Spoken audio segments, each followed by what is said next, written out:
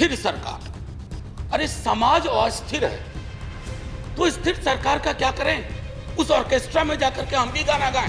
कश्मीर को जमीन का टुकड़ा ना समझा जाए, जिंदा लोग बसते हैं। जब तक कश्मीरियों का दिल नहीं जीतोगे, कश्मीर का दिल कभी नहीं जीत पाओगे। कि गांधी की हत्या करने वालों का महिमा मंडन हो जाता है, ये भी है, ये है। इसके लिए 2014 चिंता का विषय था। और कोई नहीं, प्रधानमंत्री डेमोक्रेटिकली इलेक्टेड, कौन विरोध करेगा? लेकिन डेमोक्रेसी में कई एनोमलीज आ रही हैं, विसंगतियां आ रही हैं, उनका जिक्र ना करूं तो पार्लियामेंट फिर किस बात की सर? आज वो फलाना का नाम बदल रहा है। मैंने कहा यार पीस मिल में क्यों करते हो, खुदरा खुदरा कर रहे हो, थोक में करो, थोक में करो। अभी मंत्रिमंडल का विस्तार शायद होगा, एक मंत्रिमंडल बनाओ, नाम बदलो मंत्रालय, एक साथ बैठ करके एक बार में हिसाब करो। कुछ मित्रों ने इसे अनावश्यक कर्मकांड, यानी इस बहस को कर्मकांड का, मुझे तो यह सारा दृश्य प्रहसन प्रतीत होता है। राष्ट्रपति का अभिभाषण ही नहीं, इस पर होने वाली यह चर्चा करने वाला यह सदन, यह संसद कुछ अर्थों में बेमानी, व्यर्थ, जनजीवन से कटा हुआ, मैं नहीं अटल जी, ये हमारे लिए आईना। प्रोफेसर मनोज कुमार झा।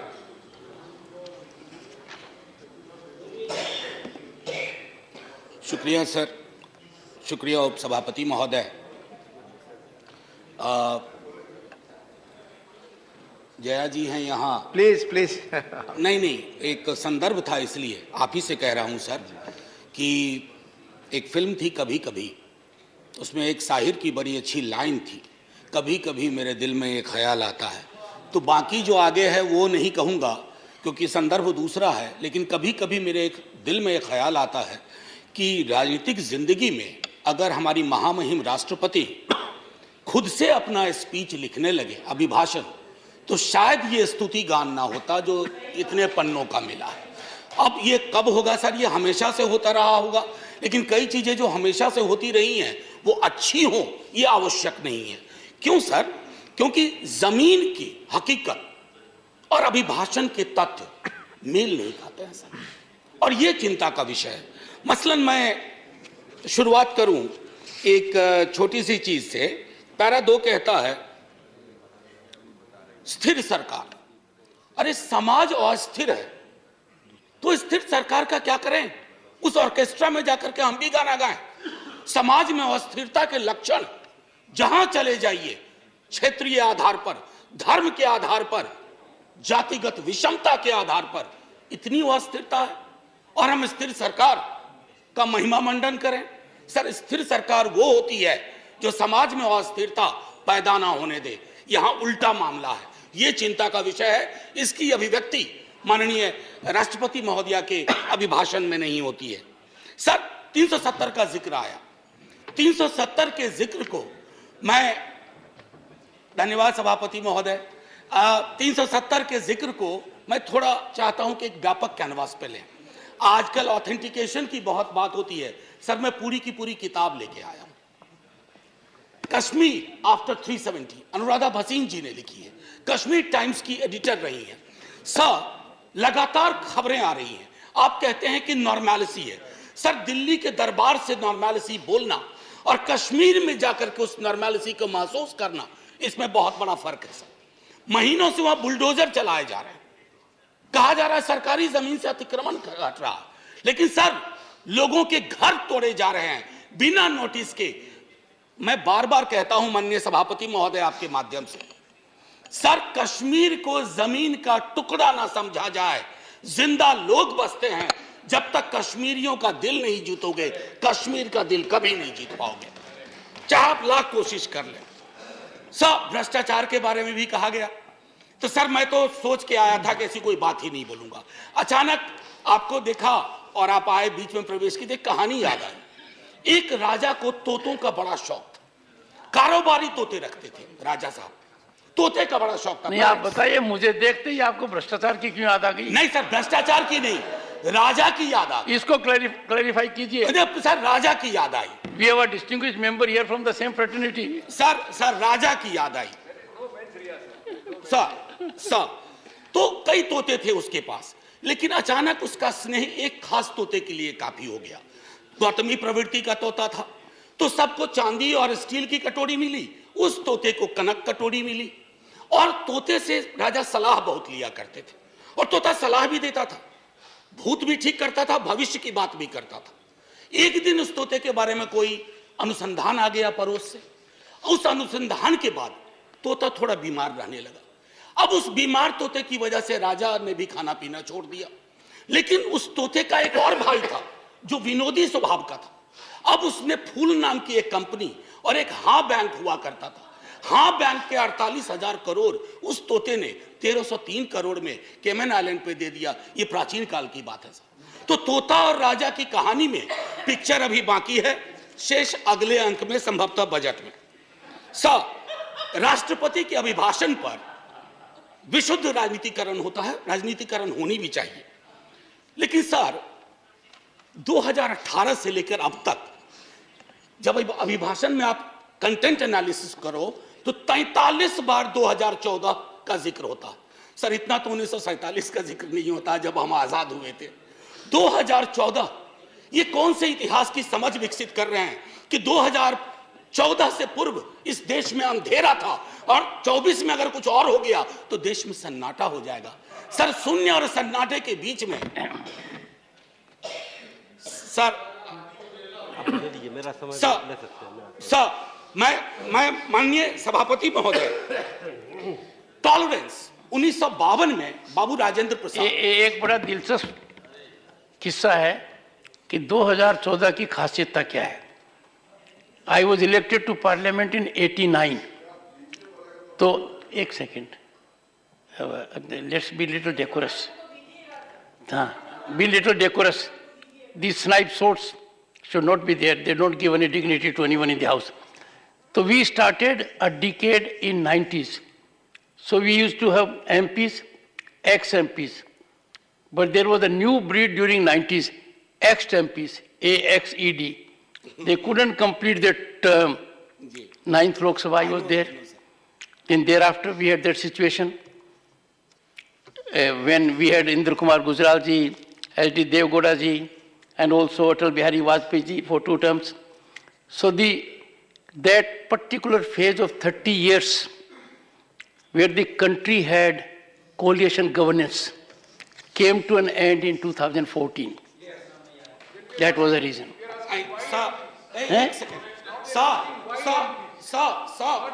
जयराम जी, अच्छा, I said AXED. माननीय सभापति महोदय, मेरे वक्त वैसे भी हम लोगों का अच्छा वक्त नहीं चल रहा है, तो मेरे वक्त में 2 मिनट का इजाफा कर दीजिएगा। एक स्पीकर हमारे और होंगे, संभव उनका कट जाएगा। सर प्लीज, मैं क्यों कह रहा था आप मेरे भावार्थ को नहीं समझे। 2014 सर, इतिहास बोध 2014 से नहीं होगा। फिर क्या कहेंगे 47 में? हम पहली आजादी की वर्षगांठ हमने 48 में मनाई थी सर, तब तक बापू को खो चुके थे। हाँ, आज 75वें वर्ष में इस तथाकथित अमृतकाल में मैं ये देख रहा हूं कि गांधी की हत्या करने वालों का महिमा मंडन हो जाता है। ये भी है, ये है। इसके लिए 2014 चिंता का विषय था और कोई नहीं। प्रधानमंत्री डेमोक्रेटिकली इलेक्टेड हुए, कौन विरोध करेगा? लेकिन डेमोक्रेसी में कई एनोमलीज आ रही हैं, विसंगतियां आ रही हैं, उनका जिक्र ना करूं तो पार्लियामेंट फिर किस बात की? सर राजेंद्र बाबू तक टॉलरेंस की बड़ी बात हुई, उनसे लेकर के सहिष्णुता की बात हुई। अब सहिष्णुता शब्द गायब है अभिभाषण से। क्या नहीं चाहिए हमें सहिष्णुता? क्या हम नहीं देख रहे हैं कि हमारे समाज में कटीली दीवारें लगाई जा रही है कौमों के बीच में? बुलडोजर प्रतीक बनता जा रहा उत्पीड़न का, माइनॉरिटी राइट्स के हनन का। ऐसे दौर में सर, ऐसे दौर में टॉलरेंस शब्द का बार बार उठान होना, बयान होना यह आवश्यक था। टॉलरेंस शब्द को दूर करके you are appearing basically as an intolerant government which is not in the grain of Indian democracy. Agniveer का जिक्र हुआ सर। अग्निवीर, कभी युवाओं से पूछिए कि पूरी जिंदगी जो तुम ये तैयारी कर रहे हो सिर्फ 4 वर्ष के लिए। सर हम सब, मैं नौकरी में हूं सर, मैं नौकरी में हूं, इसलिए सामाजिक सुरक्षा पेंशन की गारंटी है सर, गारंटी है। ये कौन सा निजाम कर रहे हैं सर इस देश में? मैं जिक्र नहीं करना चाहता हूं कि ये क्या है। ये तो लॉलीपॉप भी नहीं है, ये जहरीला फल है जो समाज में है। कभी उन युवाओं से पूछिएगा कि उनको ये 4 वर्ष वाले आइडिया का वो क्या सोचते हैं।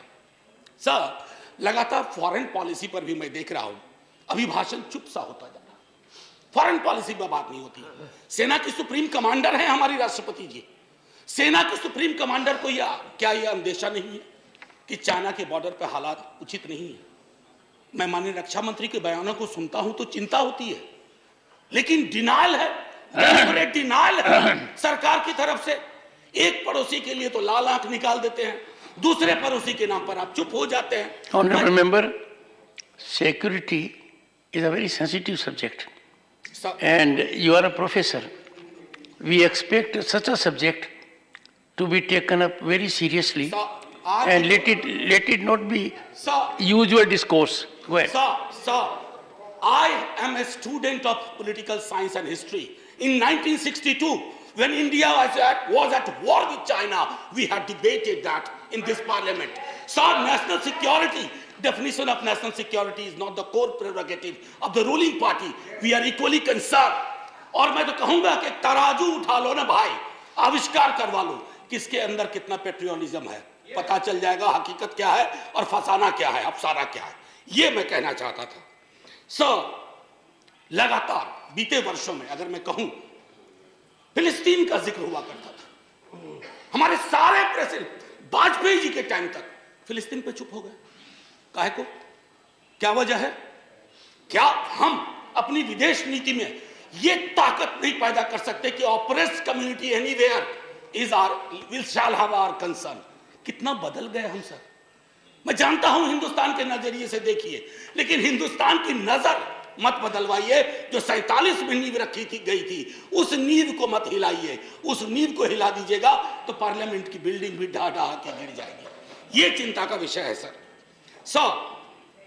जुडिशियरी, उसके बारे में भी जिक्र था। जुडिशियरी पर आजकल मैं देख रहा हूं 2 चम्मच सुबह 2 चम्मच शाम के हिसाब से बयान आते रहते हैं सरकार की ओर से। साहब, हम सब जानते हैं कि जुडिशियरी में रिप्रेजेंटेशन होना चाहिए। हमारा दल, राष्ट्रीय जनता दल और हमारे नेता लगातार कहते रहे कि वंचित समाज, SC, ST, OBC का जब तक प्रतिनिधित्व नहीं होगा, न्यायपालिका और न्यायालय दूर रहेंगे हमसे। लेकिन सर, मामला अब बेसिक स्ट्रक्चर पर आ गया और बयान ऐसे आ रहे हैं जिनको न मौलिक की समझ न संरचना की समझ। बेसिक स्ट्रक्चर पर मैं तो और किसी को नहीं कहूंगा, आप आडवाणी जी को देख लीजिए, उनको पढ़ लीजिए, पता चल जाएगा। माननीय प्रेसिडेंट साहिबा के बयान में जातिगत बहुत बातें हुई, SC, ST, OBC। सर, पूरे देश में एक लहर चल रही है जातिगत जनगणना की। आपके भी लोग अब बोलने लगे हैं, सत्ता पक्ष के।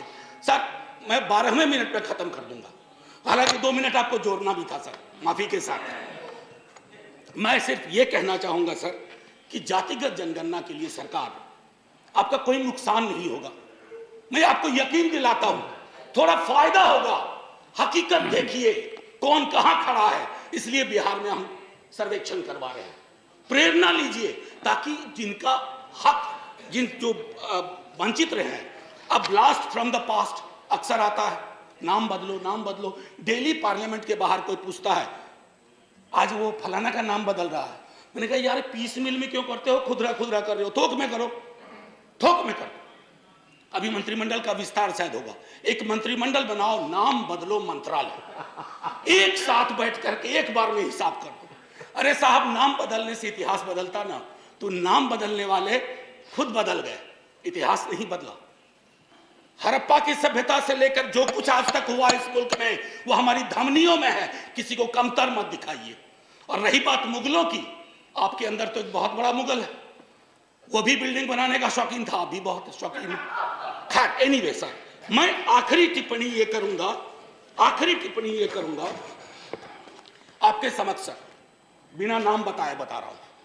हम सबल केंद्र चाहते हैं, लेकिन केंद्र की सबलता संविधान से आती है, किसी दल के सत्ता पर एक अधिकार से नहीं आती। यदि केंद्र का व्यवहार न्यायपूर्ण नहीं रहा, यदि दलगत आधार पर प्रदेशों के साथ भेदभाव या पक्षपात किया गया, तो प्रदेशों में केंद्र विरोधी भावनाएं जन्म लेंगी। मैं नहीं सर, अटल जी 74 का भाषण, बस सर आखिरी कुछ मित्रों ने इसे अनावश्यक कर्मकांड यानी इस बहस को कर्मकांड का, मुझे तो यह सारा दृश्य प्रहसन सा प्रतीत होता है। राष्ट्रपति का अभिभाषण ही नहीं, इस पर होने वाली यह चर्चा करने वाला यह सदन, यह संसद कुछ अर्थों में बेमानी, व्यर्थ, जनजीवन से कटा हुआ, मैं नहीं अटल जी, ये हमारे लिए आईना होना चाहिए। सर आखिरी सर एक मिनट, जय हिंद तो बोलने दीजिए सर, जय हिंद बोल देने दीजिए, 2 मिनट मेरा जोड़ना भी है आपको। सर मैं सिर्फ ये कहूंगा, जय हिंद बोलने से पहले सर ये अवसर होते हैं, सदन में जितने लोग हैं मैं सबका शुक्रिया अदा करता हूं, लेकिन लोकतंत्र नहीं बचेगा ना सर,